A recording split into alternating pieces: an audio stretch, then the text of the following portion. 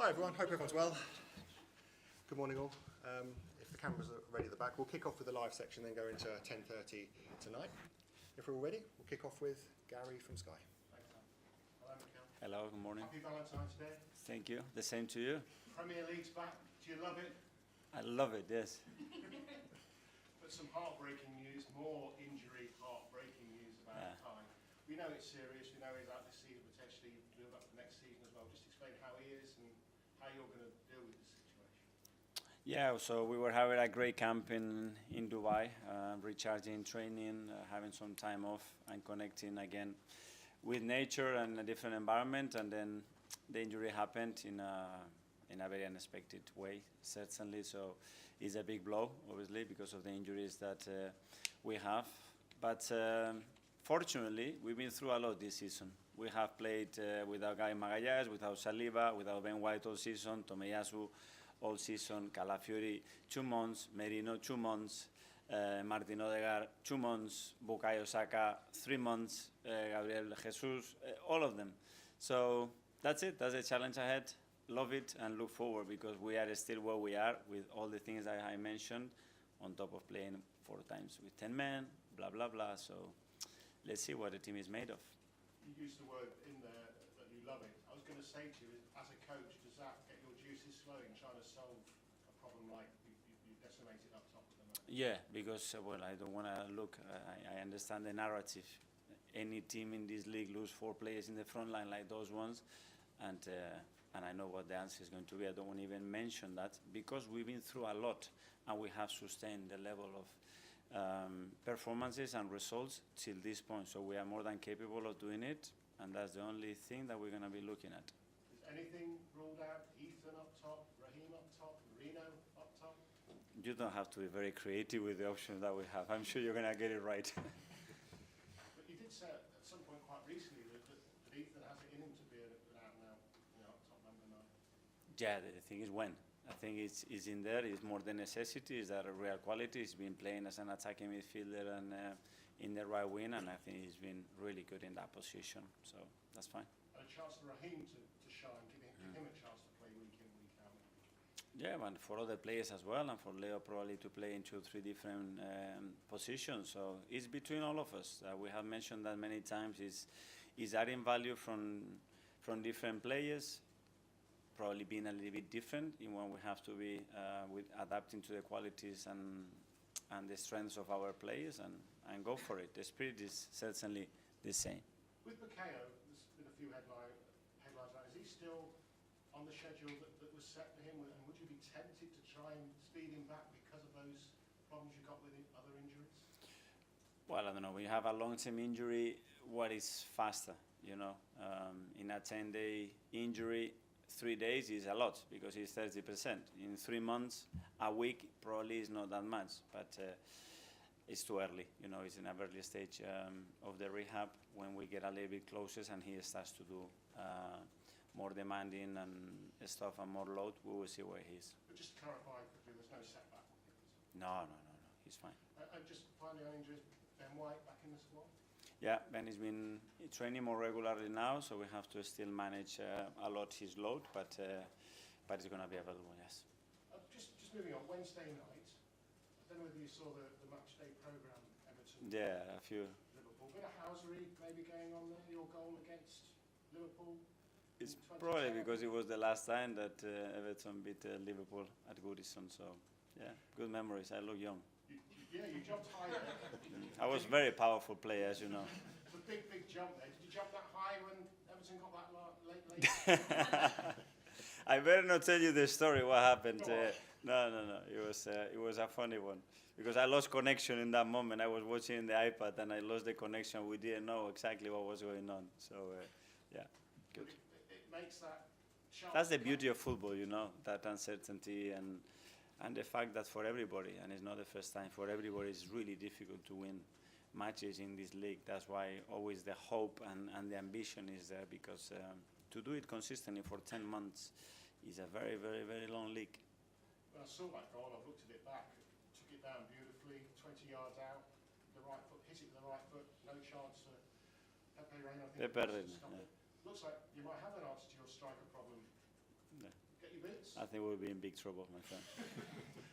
Just with that points difference now, maybe down for 24 hours to 4 at the weekend, does that lift hopes, particularly after Dubai, last season after Dubai, you got that amazing run, didn't you? Well, when the gap obviously becomes a little bit shorter that you expect it, is always really positive. And you need that. At the end is generating momentum, you know, and the next few weeks are going to be critical as well to understand what we're going to, after the international break, where you are with 6-7 weeks to go in the season. Thanks. Thank you. Chris Tirai from the Premier League. Morning. Hi. All clubs deal very differently with injuries, and you said previously it's a really good time for Saka to take a break. Obviously, it'll be good for Kai as well. But as a manager on a daily basis, how do you focus? You know, you have to pay your attention on the next game, on winning, the players that are on the pitch. But how do you make those that are in this period where they do need to focus on themselves still feel included and focused for when they return too? Well, keeping them as much as possible close to the team and involved, you know, and they are very responsible as well, managing the spirit, the energy of that team and supporting in the best possible way to maintain the standards, to maintain the belief around the team and to be connected because when you come back, if you've been in the process every single day, I think after it's much better to achieve again the performance level that you need. And Arsenal are one of the best final third pressing teams in the world. Like Kai, Saka, and Martinelli, they're a massive key in you achieving that. Will you try to maintain that by playing players out of position like Rice or Marino, or will you have to change overall the way you typically press as a team? We will have moments, I think, in relation to the opposition's qualities and the intentions that they have, and their availability. Again, hopefully we will be better and better and better in the next few weeks. But for now, always adapt to the qualities of the players. Leicester next, away. They've had a mixed season, but they've put in some capable performances. What have you made of them so far, and what sort of tactical battle do you expect? Yeah, very difficult, and at home as well against top opponent, they made life very, very difficult. I know Ruth very well, and how he sets up his teams, and you can see the spirit there, and that they are very much alive, and yeah, they are a threat. Thank you. Ian Talksport. Hi, Mikel. How are you? Good.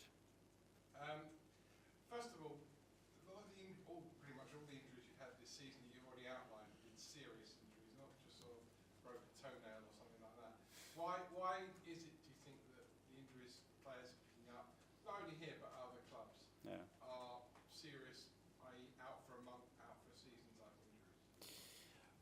Well, you cannot prove it, so the evidence that we can provide is very limited in many aspects, and every case is very different. Obviously, some of them we know that are based to load and minutes is inevitable, so we have players that have been injured that have played 130 games in the last 2 seasons.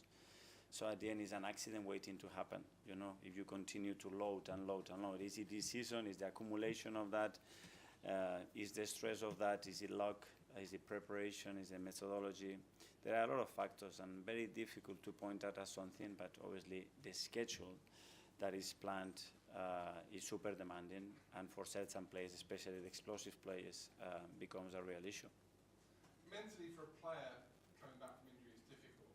What about you? What about the manager? Because when a player goes down injured, is your first thought, because you've had so much bad luck with how long players are out for, I'm going to lose this player for a long time? Yeah.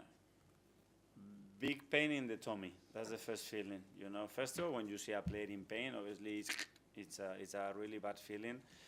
Then you feel like, no, again, and then you realize you have no time to do that. You know, support the player, start to look forward, and start to look alternatives on how the team is going to be able to continue to perform, and convince yourself about that, because the player needs to feel that belief as well. And you can use cases, that situation we've been in the past, and we done it, great. So if we done it before, we can do it again. Hindsight is the greatest thing none of us have, but it is the greatest thing to be able to foresee. With hindsight now, if we could turn the clock back a month, would you do anything to have brought in another striker? Would you have done absolutely anything to have got another striker in if you'd have known what you know now?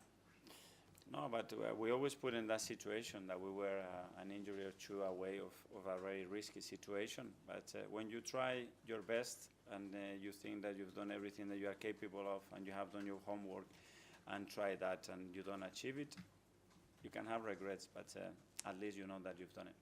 And the last one, I know how competitive you are, and I know you want to win every game, every competition. But now, realistically, because of how short you are in terms of the players you have, especially attacking ones, are you going to have to think, I'm going to have to limit my ambitions this season, regroup in the summer, and then go again? If I do that, I prefer to go home. No chance. Okay, we'll go to Alex from the BBC. Hi, Mikel. Yeah. What's the spirit in the group, like you said there, when you see a player get injured, pain in the tummy? Have you have to lift up the group after another key player's got a long-term injury?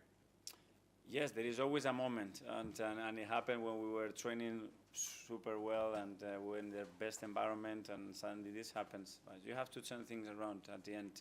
Unfortunately, we go through that a lot. You could see the reaction with Gabi Jesus got injured and the reaction of the whole team and how we feel about that. Tomiyasu is another one that has been really strong with these kind of situations. Ben, when Mikel just came in and suddenly he's on the floor and he's out for 6 or 8 weeks. Unfortunately, we had a lot. It's part of the game. It's part of our profession. We have to deal with that. Well, because of this particular injury, did you see more of an impact on the squad? Did you see any change immediately after Kai Havertz's injury? Was it like you could see on the players, oh no, not another one? The reaction is, okay, what else do we have to do? Let's do something else. What else we have to do? That's it. That's the reaction. Art Athletic. Hi, Mikel. Hi. Can I just ask how Kai did his hamstring? Would that be okay to know? Yeah, he was going to stop a shot after a set piece and I stretched the leg and he felt his hamstring. And in terms of the options you have now, obviously very different profiles to Kai in terms of height and frame. Sorry for my voice. Yeah. I was just wondering, would that change the way you kind of not approach your philosophy of how the game's played, but just maybe a few different tweaks for the different profiles you have with Leo, Raheem? Yeah, we have to. There are certain things that we're going to have to adapt, and again, it brings another opportunities as well, because we're going to have in the front line players that are very unpredictable, so good in 1v1s, very creative, very sharp, and it's going to give different headaches as well to the opposition. And just on one thing you said before, on the accident waiting to happen with just the scheduling. Yeah. I was also wondering about the workload players have to do now in, I guess, modern football. Is that something you also feel kind of contributes? Because I know a few weeks ago you mentioned Kai making those runs all the way back to, I think it was zone 6, said. So with all that workload, is that something that also comes hand in hand with the schedule? Yeah, well, the intensity obviously is going to a different level, and the demands that we put in play in terms of the amount of minutes and in this competitive environment, it's higher and higher. So it's just a consequence of that. And you look at all the graphics and the injuries that had happened in the last 2 seasons, especially this season, and long-term injuries, especially muscle and tendon involvements, is higher than ever. So there is a relationship, and even the data of the sample is small. I think it's very clear. Simon for Standard. Mikel, in terms of solutions and things you can do, obviously you are still able to bring in a free agent if you want to. Is that something you're considering? Are you still looking at the market? Well, explore every possible situation and make a decision from there. And the other one as well is obviously I know Max was out with you in Dubai. Yeah. I know the Premier League rules need to be under 16, but there is some sort of possible scope that you could request to the Premier League that you could play him. Is that something you're considering? Yeah, well, we had Max, we have many other kids as well there. It's a big opportunity for us to see them in our environment, and it's clear on the rules on age restrictions at the moment, and very difficult to change that as well. Tom for London. Hi, Mikel.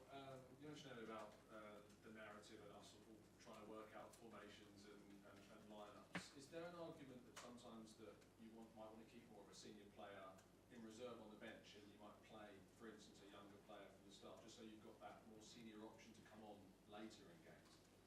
Yeah, that's a good point, and sometimes it's a way of twisting your thinking and probably exposing the player in an environment that is from the beginning and is a bit easier.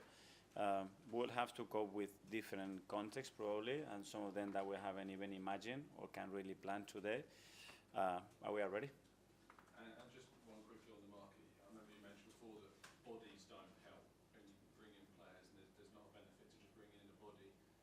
you still feel in that way that just having someone of a certain ability could help in these situations?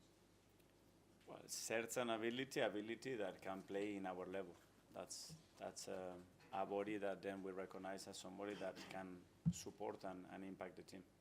James, ESPN. Mikel, you talk a lot about the load on the players, but because everything you can do in training, how do you have to adapt training to these games every 3 days? Can you even train properly? No, we're very limited. We train less than ever. You see our data, we train less than ever. It's normal. There's no time for training. But we talk about training only what happens in the grass. The biggest problem is that you don't train the muscle. That's the problem. So the muscle is under-trained, and then you expose the muscle and the tendon to an exposure that they cannot absorb because the tendon needs 72 hours to recover. So a lot of people talk about what we're doing outside. It's not inside, it's inside. When you have to load that muscle for 2, 3, 6, 8 weeks, you haven't trained it, the risk of injury is much bigger. One, because the muscle or the tendon is not recovered, and then it's not prepared to absorb the load and the stress that you're going to put him under again every 3 days. That's the problem. So when you say accident waiting to happen, that's what you're talking about? Yeah. You've obviously had to show a lot of resilience already this season. You mentioned all the injuries you've overcome. Does that sort of give you confidence that you can deal with this again? You've already come through so much, and you're still back there in the title race. Yeah. And look at other factors that can give you an edge that maybe they weren't there, you know. And a big one, again, is going to be our people, our supporters. If we're going to be short in certain areas, they can contribute in a way that nobody else can impact the team. And it's with that energy. And so when the energy can change momentum, can change belief, and can put a player from this level of performance to that one without me talking to them. And that's a big power, and we have to use everything that we have in-house and in our domain to do that. And that Everton goal on Wednesday, talk about momentum changes. That could be That helps, you know. It seems that it helps when you see your team performing and what we've done in the Champions League and what we are doing in the league with all the conditions that we are in. That massive belief, you know, and the players' reaction is really what it gives me. Be in the mood that I am, that they want more and they are not satisfied and they're not going to stop with that. Okay, last couple in the live section. Harry from BBC London. Mikel, Raheem Sterling has not played as much football as maybe some people expected him to when he arrived at the football club, but you know him inside out. How do you get him going now for a period of time where he's going to be essential? Well, he's been much more involved recently as well, and he's married and he has earned the right to do so. And obviously now in terms of the minutes and availability we have with players, other players are going to have more exposure, and certainly Rice will be one of them. Okay, and finally a question in Spanish from Mel at the back. Yeah. Hola, feliz trabajo Hola. de ti, Mikel. ¿Ha tenido el tiempo en Dubái con el equipo y con las familias de todos los jugadores? ¿Qué es la importancia de ese tiempo ahí para relajar la mentalidad de todos, para los jugadores y para usted? De convivir, al final ellos son la parte más importante de todo lo que hacemos, porque es la parte que nos da el soporte emocional, los que están con nosotros todos los días, y tenerlos cerca en un entorno donde no hay competición y donde todo el mundo está un poco más relajado es la mejor manera de conocernos, de entendernos, y yo creo que es un momento bonito de vivir juntos. Y esta noche, claro, vas a estar en un hotel en esta. ¿Vas a hacer algo con el equipo, llevarlo a un restaurante o hacer algo con todo este amor que está en el aire, o va a dejarlo todo solos? Por el San Valentín, dices. Sí, con el equipo. Con San Valentín no quieren estar conmigo, quieren estar con su mujer. Pues gracias. Bueno, a ti. Okay, sorry, Mr. Lath at the back there, sorry. Okay. On the wider point, Mikel, winning North London Derby on Sunday, did you have a word for the team? All the best, and let's do it again. And supporters, Sorry? supporters as well, 50,000 tickets sold already. Yeah, I heard. You know, it's gonna be packed, and it's just a joy to watch again the amount of support that they deservedly getting because of what they are doing. So yeah, Okay, everything went well. that finishes the live section. We'll now go to 10:30 tonight. We'll kick